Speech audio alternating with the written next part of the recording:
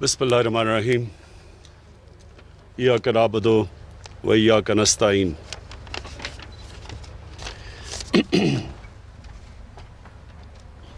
अच्छा ठीक है। आज मैं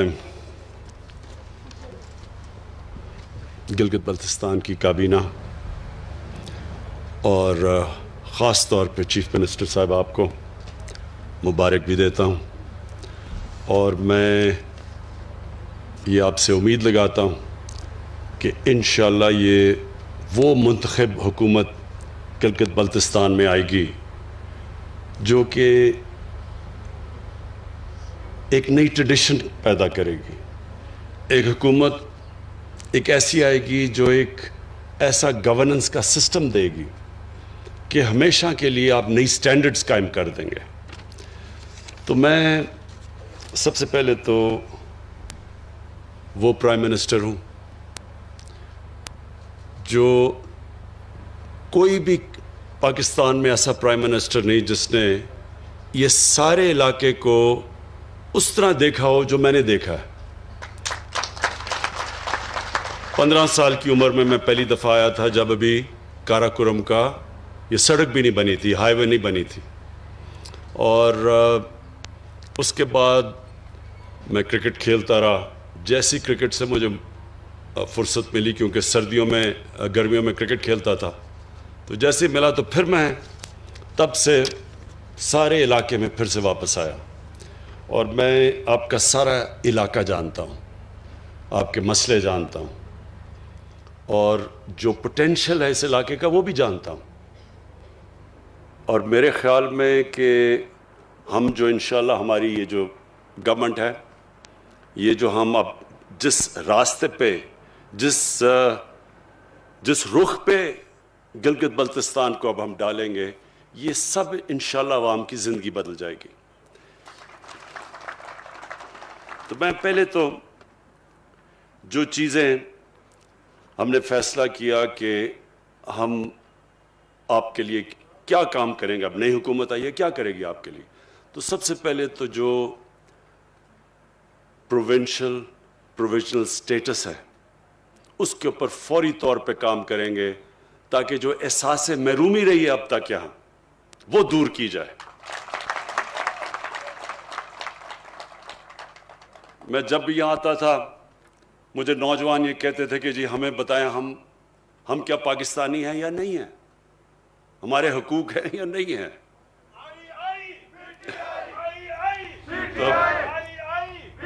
तो मुझे जी, तो तब से मुझे एहसास था कि हमें लोगों के लिए, नौजवानों के लिए, उनको ये एहसास ही ना हो कि वो पाकिस्तान के बराबर के शहरी नहीं हैं। ये एहसास दूर करने के लिए ज़रूरी था कि ये जो हमने अब नया आपके लिए सेटअप बनाया, और जो इंशाल्लाह इसके ऊपर अब डिटेल्स में काम होगा कि कैसे आपका ये प्रोविजनल स्टेटस जो प्रोविंस का है उसके ऊपर पूरी तरह काम किया जाए। और फौरी तौर पे हम कमेटी बिठाएंगे जो इसके ऊपर अब बाकायदा टाइमलाइंस के साथ काम करेगी। तो ये तो इंशाल्लाह एक बहुत बड़ा एक जो इशू था वो ख़त्म हो जाएगा आपका। इंशाल्लाह आपको ये फीलिंग बिल्कुल नहीं रहेगी। और हमेशा जो दुनिया का सिस्टम, कामयाब सिस्टम होता है, उसके अंदर सबसे बड़ी चीज़ ये होती है सेल्फ गवर्नेंस।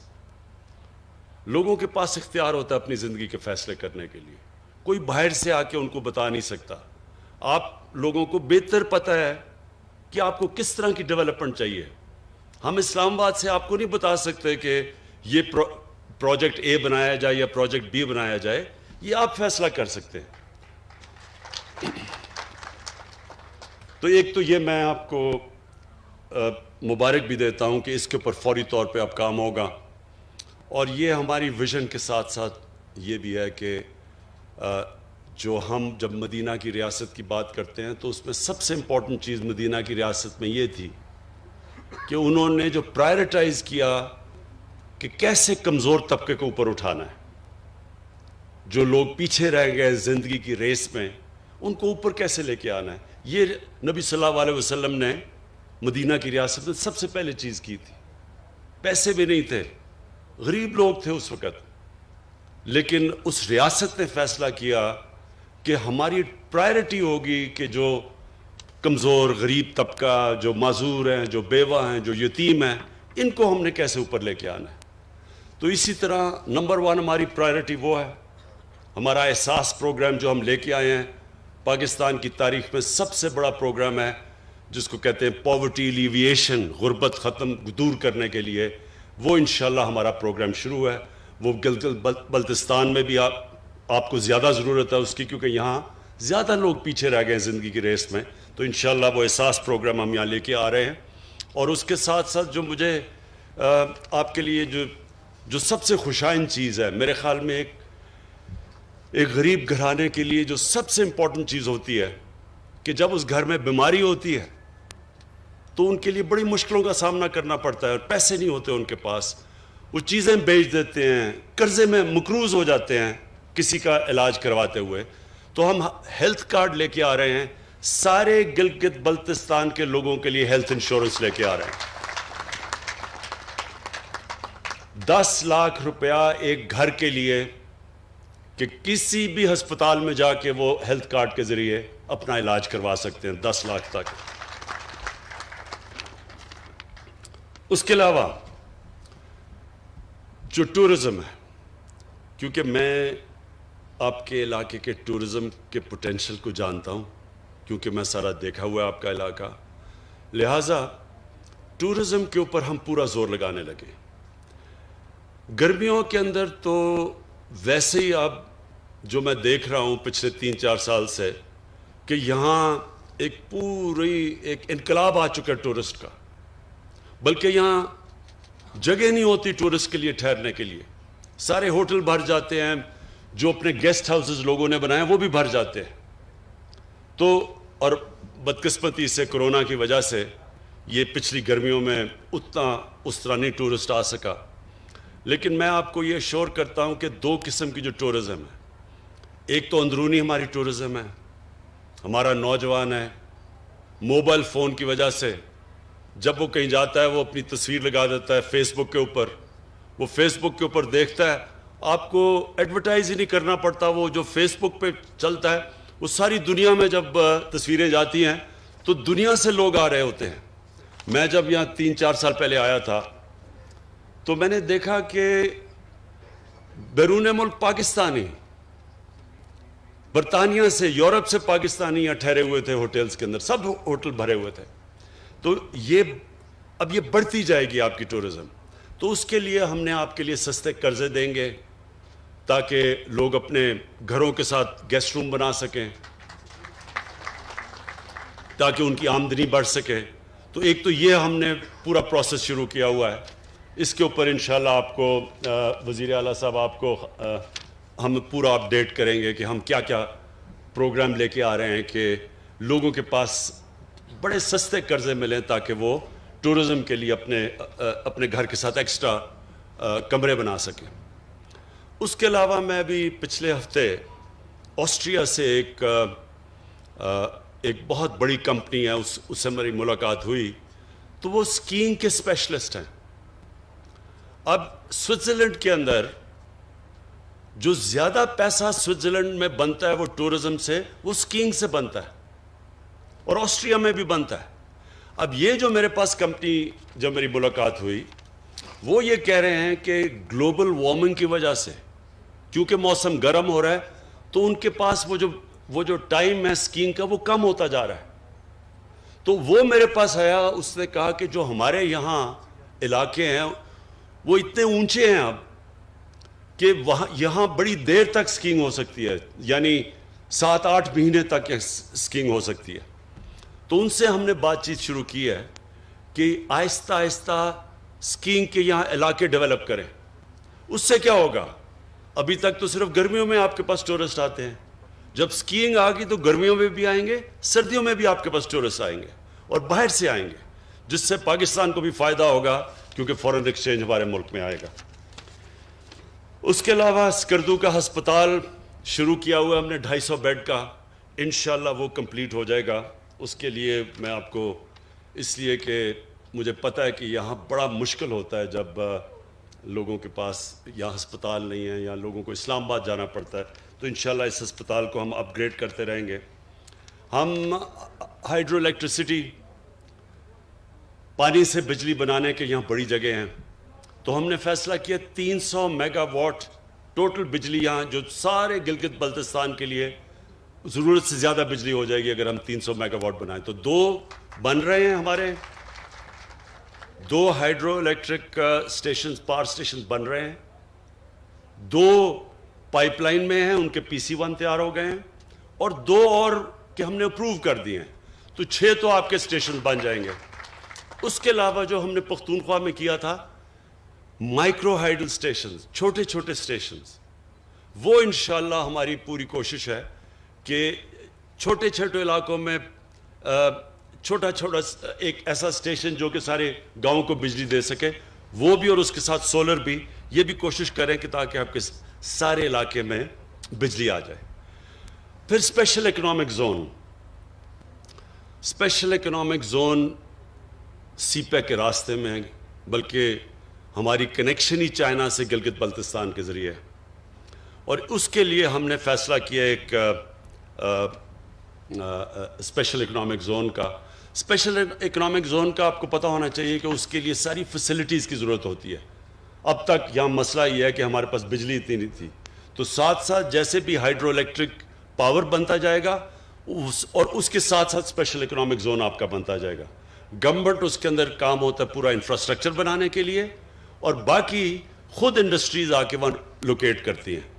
اور کیونکہ یہ CPEC کے راستے میں ہے, تو یہ پہلا انشاءاللہ ہم ایک اسپیشل اکنامک زون آپ کے لیے ہم بنائیں گے.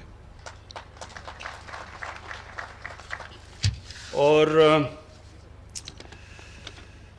انشاءاللہ جو ہماری سب سے زیادہ کوشش یہ ہے کہ اس کو ایک ٹورزم کا ہب بنا دیں. اب میں آپ کو تحریک انصاف کی ویژن کی بات کرتا ہوں کہ میری ویژن کیا ہے. میری ویژن یہ ہے کہ ایک تو جب مدینہ کی ریاست کے اوپر چلتے ہوئے ان اصولوں پہ نچلے طبقے کے اوپر ہم پورا زور لگائیں, ان کو اوپر اٹھائیں, اللہ کی برکت آئے گی اس ملک پہ. حضرت علی رضی اللہ تعالیٰ کا قول ہے کہ کفر کا نظام چل جائے گا لیکن ظلم اور ناانصافی کا نظام نہیں چل سکتا. جس ملک میں جو ریاست اپنے کمزور طبقے کا دھیان نہیں رکھتی وہ کبھی اوپر نہیں جا سکتی. یہ ذہن میں ڈال لیں, کیونکہ اللہ غریب کی تکلیف دیکھتا ہے. اس کی غریب کی جب وہ مشکل وقت میں اس کی جو آواز ہے وہ اللہ سنتا ہے. برکت نہیں آتی ان معاشروں میں. اسی لیے ہمارے نبی صلی اللہ علیہ وسلم نے اس کے باوجود کہ ان کے پاس وسائل نہیں تھے, انہوں نے سب سے زیادہ زور اپنے کمزور طبقے کو دیا. وہی انشاءاللہ ہماری اب کوشش ہے. ہیلتھ کارڈ ہے, احساس پروگرام ہے, لیکن اس کے ساتھ ساتھ جو ہمارے علاقے پیچھے رہ گئے ہیں ان علاقوں کے اوپر بھی ہمارا سب سے زیادہ زور ہے, جس میں گلگت بلتستان ایک علاقہ ہے, جس میں ہمارا قبائلی علاقہ جو مرج ڈسٹرکٹس ہیں وہ دوسرا ہے, اور تیسرا بلوچستان ہے. ابھی جو ساؤتھ بلوچستان میں گیا تھا تربت میں, تو وہ پیچھے رہ گیا ان کا. وہ بلوچستان میں بھی کوٹا کے ارد گرد علاقے بہتر ہیں, لیکن جو ساؤتھ میں وہ پیچھے رہ گئے ہیں. تو ادھر بھی ہم نے پوری اب زور لگا رہے ہیں کہ ساؤتھ کے اوپر بھی پورا بلوچستان کو اٹھائیں. تو ایک تو یہ ہے ہمارا. اور جو وزیر اعلیٰ صاحب آپ اور کابینہ کے لیے میرے لیے میں جو آخری بات کروں گا وہ یہ, دیکھیں جو لیڈر ہوتا ہے, لیڈر کی جو سب سے بڑی 2 کوالٹیز وہ بہت ضروری ایک لیڈر میں ہونا ہوتی ہے, صادق اور امین. دنیا کے گریٹسٹ لیڈر ہمارے نبی صلی اللہ علیہ وسلم تھے, اور ہمیں اللہ نے قرآن میں حکم دیا کہ ان کی زندگی سے سیکھو, ان کی سنت پہ چلو. وہ گریٹسٹ لیڈر کی یہ جو کوالٹی تھی کہ ان کے دشمن بھی کہتے تھے کہ یہ سچا انسان ہے. انہی کے قدموں پہ چل کے جو میں اپنا بڑا لیڈر مانتا ہوں وہ قائد اعظم محمد علی جناح ہے. قائد اعظم کے بھی دشمن سب کہتے تھے کہ یہ آدمی سچا آدمی. وہ انگریزی میں تقریر کرتے تھے قائد اعظم, عوام کو سمجھ نہیں آتی تھی, لیکن کہتے تھے جو یہ کہہ رہا ہے وہ سچ ہی کہہ رہا ہے. میں یہ چاہتا ہوں کہ یہ بہت ضروری ہے کہ آپ کے اوپر جو یہ اللہ کی طرف سے ذمہ داری آتی ہے, بڑی ذمہ داری ہوتی ہے کہ آپ کو ایک خاص مقام دیا ہے وزیر اعلیٰ اور وزیروں کو کہ آپ اپنے لوگوں کی زندگی بہتر کر سکتے ہیں. تو بنیادی یہ دو چیزوں سے نہ ہٹنا, صادق اور امین. ایک حدیث ہے کہ شیطان انسان کے گناہوں کو پبلک میں نشر کر دیتا ہے. آپ چھپانے کی بھی کوشش کرتے ہیں, وہ گناہ باہر نکل آتا ہے. اب کس کو کیا پتا تھا کہ آپ نے اپنا نیب کا ہیڈ بھی رکھ لیا, آپ نے چارٹر آف ڈیموکریسی سے سمجھوتا بھی کر لیا, مکمکا بھی کر لیا دونوں سب سے. کسی کو کیا پتا تھا کہ پینما کے اندر انکشاف ہو جائے گا اور 4 جو بڑے بڑے محلات ہیں وہ باہر آ جائیں گے, اور اس کے بعد آپ کی پھر سے ٹرائل شروع ہو جائے گی. دیکھیں, یہ چوری چھپتی نہیں ہے, اور یہ چوری کو چھپانے کے لیے, ایک جھوٹ کو چھپانے کے لیے 100 جھوٹ بولنے پڑتے ہیں. اور وہ جو انسان پیسہ بناتا ہے اپنی اولادوں کے لیے, تو اولادوں کو بھی جھوٹ بولنا پڑتا ہے. ان میں وہ پیسہ بچانے کے لیے وہ بھی سارا دن جھوٹ بولتے رہتے ہیں. اس پیسے کا کیا فائدہ جو آپ کی بھی تباہی کرتا ہے, آپ کی اولادوں کی بھی تباہی کرتا ہے. یہ جو حرام کا پیسہ ہے یہ ایک اللہ کی لعنت ہے. میں دونوں آصف زرداری اور نواز شریف کو 30-40 سال سے جانتا ہوں. میں نے ان کے اوپر اللہ کا عذاب آتا دیکھا ہے. یہ ہمارے لیے عبرتناک ہے. اپنی زندگی میں دیکھا ان کے اوپر کہ ان کی کیا حالت بنی. کبھی جیل میں جا رہے ہیں, کبھی باہر آ رہے ہیں, کبھی جھوٹ بول کے لندن جا رہے ہیں, کبھی سعودی عربیہ جا رہے ہیں, سب کے چوری کا پیسہ بچانے کے لیے. پھر بچوں کو جھوٹ بولنا پڑ رہا ہے کہ لندن تو چھوڑو, پاکستان میں بھی کوئی پراپرٹی نہیں ہے. پھر یہ پوری اے پی ڈی ایم کیمپین کر رہی ہے. کرونا میں لوگ مر رہے ہیں, بیماریاں بڑھتی جا رہی ہیں, ہر روز اموات بڑھتی جا رہی ہیں. کل ہماری 3-2.5 مہینے کے بعد سب سے زیادہ لوگ ہمارے کرونا سے گئے تقریباً 70 سے اوپر, لیکن وہ جلسے کر رہے ہیں. پتہ ہے کہ جب لوگ جمع ہوتے ہیں تو کرونا پھیل جاتی ہے, سب کو پتہ ہے. سارے میڈیکل ورکرز, ڈاکٹرز, نرسز ہمیں کہہ رہے ہیں کہ جی پریشر پڑتا جا رہا ہے ہسپتالوں میں, اور وہ جلسے کر رہے ہیں. اس لیے کیوں کر رہے ہیں؟ چوری بچانے کے لیے. حرام کا پیسہ انسان کو تباہ کر دیتا ہے. کسی ڈاکٹر سے پوچھ لیں کہ جو سب سے بڑا بیماریوں کی جڑ ہے نا, جس سے کینسر بھی پھیلتی ہے, ہارٹ ڈیزیز بھی, بلڈ پریشر بھی, ڈائبٹیز بھی, وہ ہے سٹریس, ذہنی دباؤ. یہ سب سے زیادہ انسان کو نقصان پہنچاتا ہے. سب سے زیادہ بیماریوں کی ڈر سٹریس ہے. اور اگر آپ نے سٹریس دیکھنا تھا تو کل ایک ہارٹ ٹاک کا انٹرویو ہوا تھا جدھر اسحاق ڈار, پاکستان کے وہ پرانے وہ جو فائنانس منسٹر, ان کی شکل دیکھ لیتے. اس پروگرام میں اس کی شکل دیکھیں تو آپ کو پتہ چلے گا کہ سٹریس کیا ہوتا ہے. اگر وہ نہیں بھی اس کو ہارٹ, اس نے کہہ رہا تھا کہ میرا کوئی ہارٹ کا مسئلہ ہے, اگر وہ نہیں بھی آیا تو اس سے ہو جانا تھا.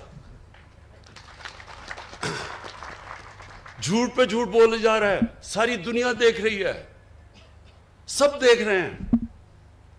تو میں آپ سے یہ آج ایز پرائم منسٹر, آپ کی پارٹی کا ہیڈ, خاص آپ کو تاکید کرنا چاہتا ہوں. بہت بڑی ذمہ داری ہے آپ کے لیے. جتنی آپ اپنے لوگوں کی خدمت کریں گے, آپ کو اللہ بھی آپ سے خوش ہوگا, اور جب اللہ خوش ہوتا ہے تو آپ کے دل میں سکون ہوتا ہے. زندگی آپ کی جتنی مرضی مشکل ہو، سوئیں گے آپ اچھی نیند، کوئی آپ کے اوپر دباؤ نہیں ہوگا، لوگوں کی دعائیں آئیں گی آپ کو۔ جب آپ ایک انسانیت کی مدد کرتے ہیں، یہ یاد رکھیں، اللہ آپ سے خوش ہوتا ہے۔ جب اللہ آپ سے خوش ہوتا ہے تو آپ کی روح خوش ہوتی ہے، اور روح کنیکٹڈ ہے اللہ کے ساتھ، اور وہ انسان کو سکون دیتی ہے۔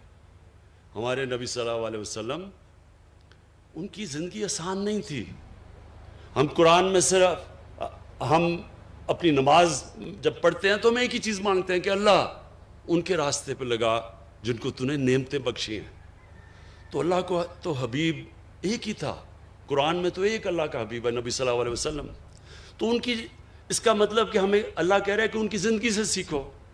تو نماز میں تو ہم یہ کہہ رہے ہیں نا کہ اللہ ان کے راستے پہ لگا، تو ان کا راستہ آسان نہیں تھا، بڑا مشکل راستہ تھا، بڑی اونچ نیچ مشکل وقت گزارا انہوں نے، لیکن سکون تھا ان کو۔ کبھی جو ان کو دیکھتا تھا مشکل سے مشکل وقت میں، ان کی شکل پہ کوئی سٹریس نہیں ہوتا تھا، کیونکہ ان کی روح خوش تھی، کیونکہ وہ اللہ کا کام کر رہے تھے۔ اور وہ ہے آپ کا کام۔ جب آپ اپنی عوام کی خدمت کریں گے، آپ اللہ کا کام کریں گے، آپ اللہ کا کام کریں گے، اللہ آپ کو وہ خوشی دے گا جو کبھی پیسہ وہ خوشی خرید نہیں سکتا۔ اور آپ انشاءاللہ اس گلگت بلتستان میں وہ چینج لے کے آئیں گے۔ ہم آپ کے ساتھ کھڑے ہیں، سینٹر آپ کی پوری مدد کرے گا، اور میں یہ چاہتا ہوں کہ جب آپ کا ٹائم پورا ہو تو گلگت بلتستان کے لوگوں کی زندگیاں بہتر ہو چکی ہوں۔ شکریہ۔